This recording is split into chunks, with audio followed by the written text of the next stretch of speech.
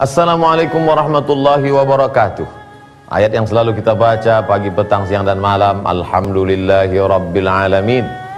Dan ayat ini pula yang selalu mengingatkan kita kepada Rasulullah SAW, innallaha wa malaikatahu, sesungguhnya Allah dan para malaikat yusalluna ala nabi, ya ayyuhalladzina amanu, hai orang-orang yang beriman, sallu alaih, berselawatlah kepadanya, wasallimu taslima, ucapkan salam, Allahumma salli ala sayyidina Muhammad, assalamualaikum ayuhan nabi wa rahmatullahi wa barakatuh.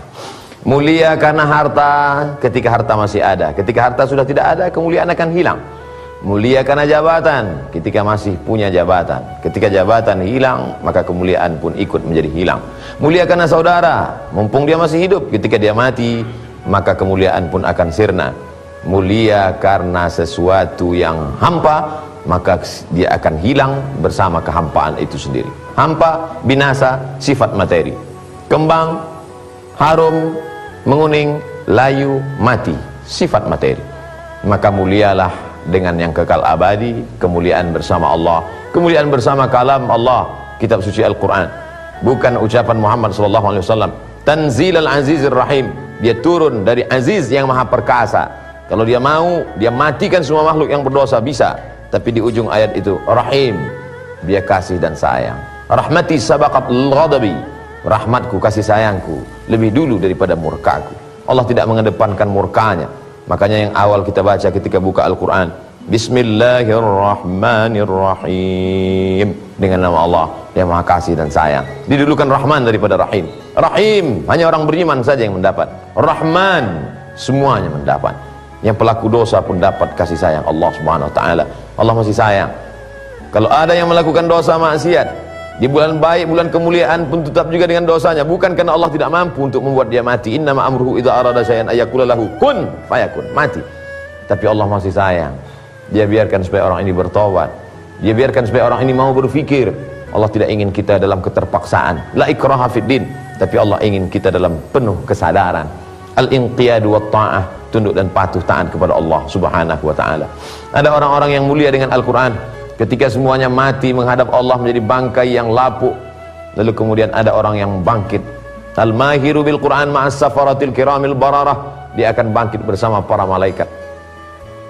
Idza sama'um fatarat, langit terbelah, wa idzal kawakibun tasarat, planet-planet bertabrakan, hancur berderai seperti tasbih yang digunting benangnya, putus begitulah planet-planet.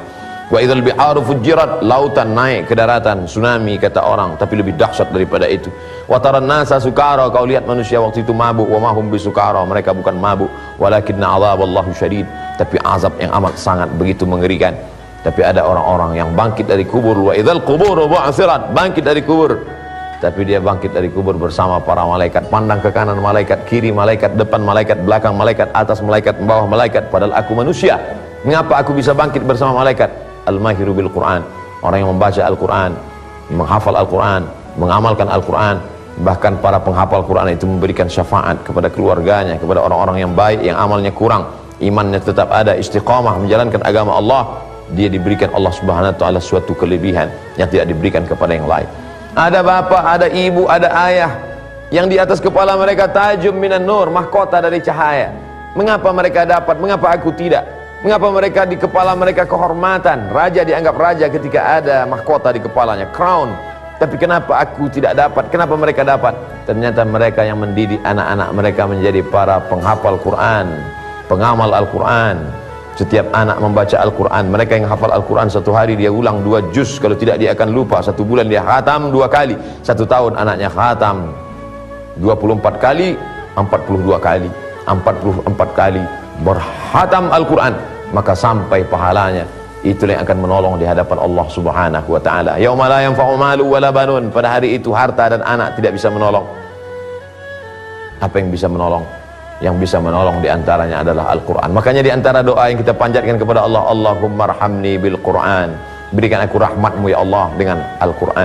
La aqulu alif lam mim, aku tidak mengatakan alif lam mim itu satu, alif satu huruf, lam satu huruf, mim satu huruf, wa likulli harfin asyru amsalihha, setiap huruf 10 balasan kebaikan-kebaikan. Apalagi di bulan Al-Quran, syahrul ramadhan alladzi unzila fihi Al-Quran, di bulan Ramadan, bulan turunnya Al-Quran. Imam Malik bin Anas menutup kitab Muwatta'nya, kitab hadis, dia memperbanyak khataman-khataman Al-Quran, mengkhatamkan Al-Quran dalam sholat tarawih. menghatamkan Al-Quran di luar sholat, maka mudah-mudahan kita termasuk orang yang dirahmati dengan kemuliaan Al-Quran. Semoga bermanfaat. Terima kasih. Wassalamualaikum warahmatullahi wabarakatuh. Assalamualaikum warahmatullahi wabarakatuh. Hai sahabat religiwan semuanya, semoga usia bertambah, istiqomah juga semakin bertambah, amal bertambah, maka bertambah pula kesiapan kita untuk tetap menebar kebaikan. Assalamualaikum warahmatullahi wabarakatuh.